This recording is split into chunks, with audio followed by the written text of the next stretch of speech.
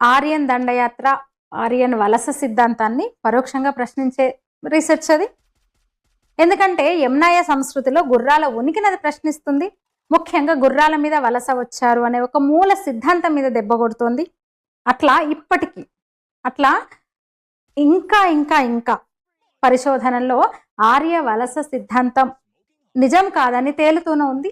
అయితే ఇంకా పూర్తిగా రుజువు కాని ఒక సిద్ధాంతాన్ని పట్టుకొని స్వతంత్రం వచ్చి ఇన్నేళ్ళైనా 75 ఏళ్ళైనా సరే అదే జరిగింది, 1000% నిజం అది అని జరగందాన్ని జరిగినట్టు పిల్లలకు పాఠ్యపుస్తకాల్లో చేర్చి పిల్లలకు తప్పుడు సమాచారం ఇస్తూ వాళ్ళ బుర్రల్లోకి ఎక్కించి దేశాన్ని నిలువుగా విభజించే కుట్ర జరుగుతోంది. ఈ సిద్ధాంతానికి ప్రచారం కల్పిస్తూ వస్తున్నారు ఇంకా భారతీయ సంస్కృతి ద్వేషులు, దేశద్రోహులే. మీరేమంటారు? ఈ వీడియో మీద మీ అభిప్రాయం తెలియజేయండి.